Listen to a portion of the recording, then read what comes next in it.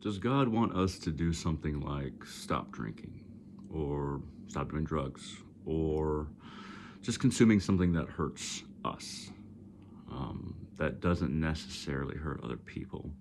Does God want us to stop enjoying something? Now, if you're going to ask the question, does God want me to stop drinking? The short answer is yes. But if you care about the whys and the hows, or the deeper nature of this, then you can keep watching. But if you need to ask questions, does God want me to stop drinking or using drugs? You can just say yes. You can just take yes as the answer. But it's a little bit more complicated than that. See, the reason everything exists as it does, reality, different dimensions, this universe, different universes, how we ascend and the process of ascension, of going back to the source, more and more freedom, more and more greater and greater infinities, away from smaller and smaller finitudes. Now, if your reality is a good reality, with drinking or using drugs, something like that, and, of course, if it's hurting other people, that's bad. That's not really what this is about.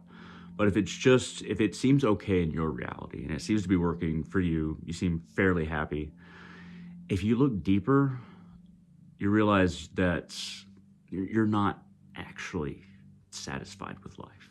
You're probably using or drinking to numb yourself from experiencing deeper realities or addressing deeper problems, or you've become attached. And these things limit the experience of reality, of deeper truths, and a more comprehensive experience of life. Does God want things like that for us? Is there like an overall want where we're individually, whatever your idea of God is looking at you saying, I want you to stop doing this? Not so much. In the level of reality, let's use skin as an example. I use this example quite often. Your skin cells, they're performing the function, they're experiencing reality at the level that they're at. Now, do I want them to become neurons, brain cells? I mean, they're serving their purpose as they are. They are just another layer of reality, another layer of my body. Experiencing life in a very materialistic way. I guess you could say it's fairly materialistic to drink a lot and use drugs a lot. But that is a layer of reality that exists for this divine play. We are here to experience a number of different things. We're not here to hurt each other, but we are here to experience a number of different things. And we find that our satisfaction with a level of reality, once we've experienced it a bunch, we become numb to it. We become distant from other experiences. And this distance and this numbness bring us to focus more and more on something like the consumption of alcohol or the use of a drug. It starts out as a nectar, but soon becomes a poison. Whereas spiritual practices, meditation, starts out as a poison, but soon becomes nectar. You start to, through spiritual practice, through meditation, you start to experience a deeper level of stillness and peace. Rather than numbness, stillness is something else. They look very similar. Contentment and numbness or euphoria from a drug, they look very similar, but the experience of reality is completely different. The external appearance of things is not the internal realization of one moment to another moment, or the great chaos that can come with overindulgence in sensual pleasures. They exist to be experienced, but you'll find if you ask yourself, is this really what I want? Is this really helping me? It's not. Now, God, whatever your idea of God is, it would be foolish to think that it doesn't want us to ascend, to become a best version of ourselves. But since we're all part of God, you're just as much God as anything else. The actions that you take in your life are the actions of God. What your higher self wants is what God wants for you. But it's you. It's not an external entity. Godhead is more of an intellectual term to kind of codify the levels of God and levels of consciousness and the absolute. But in reality, it's all Brahman, it's all soul. And there's not a hierarchy in truth, in absolute reality, in ultimate reality. There is not a hierarchy. We just say something like God or Godhead just for sake of convenience. But when you're praying, when you're, if you want to call it, working with a God or spirits, I tend not to use the word working with anymore. I use it in some cases, but I tend to not use that anymore because not only does it affirm that there's a separation and even a hierarchy, you're placing yourself as you are now on the level of something in this hierarchy. So even though the hierarchy doesn't exist, with saying you're working with, you're like, oh, I'm on the level of a God and gods are higher. Look who I'm working with. It's like acknowledging the hierarchy and then saying, oh, I'm peer to this. So I don't usually use the term working with anymore. Worship, when I'm worshiping Ma Kali, who I worship God through, God is Kali to me. I'm a Shakta. It doesn't have to be that way for you. But when I'm worshiping her, that is another part of me. It is not me, in the sense that I am not all of Kali. I am this one little section of Kali. I'm a section.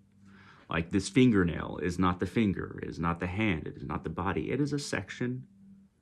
It is a section. That's what it is. You'll find a lot of people saying, I'm Odin, I'm Kali.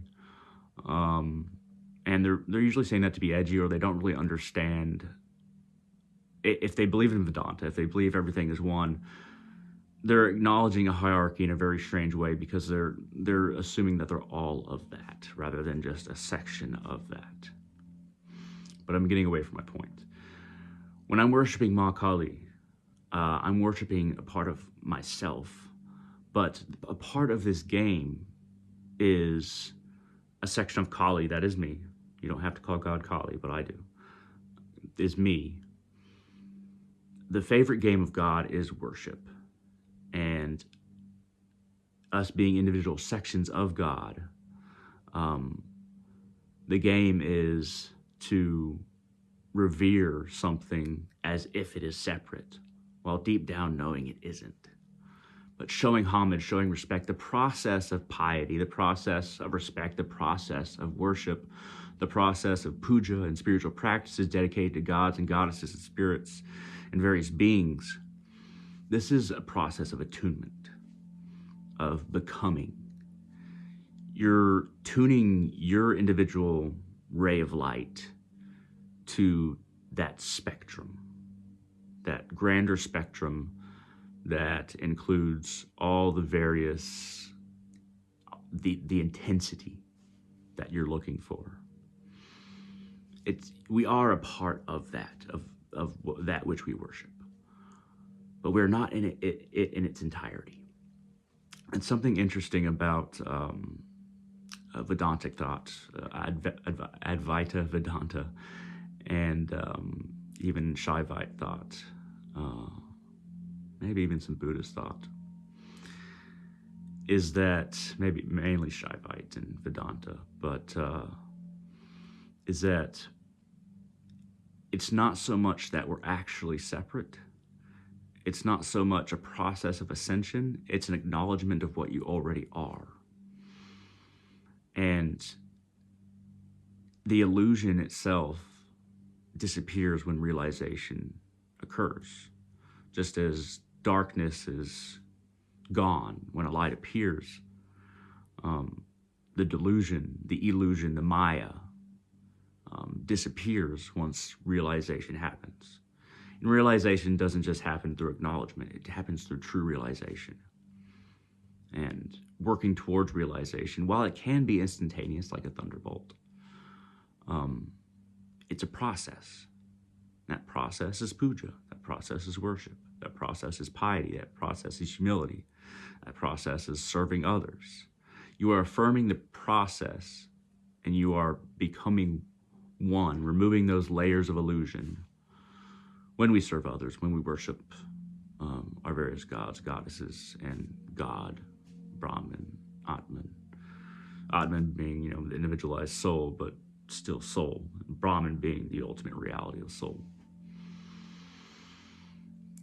Does God want us to stop drinking, stop using drugs? Does God want something like that?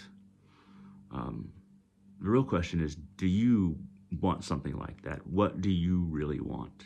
And figuring out what you really want is figuring out what God really wants, because you are a section of God.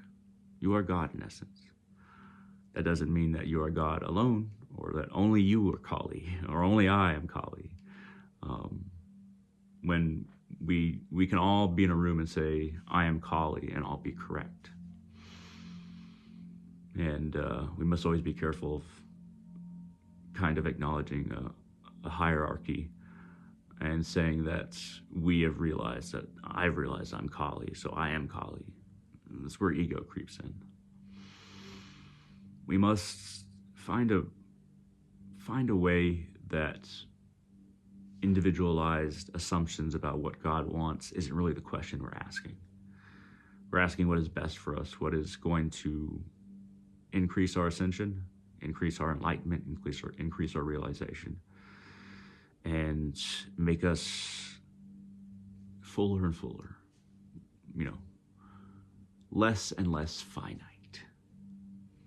And anything that does that is really what you want in the end.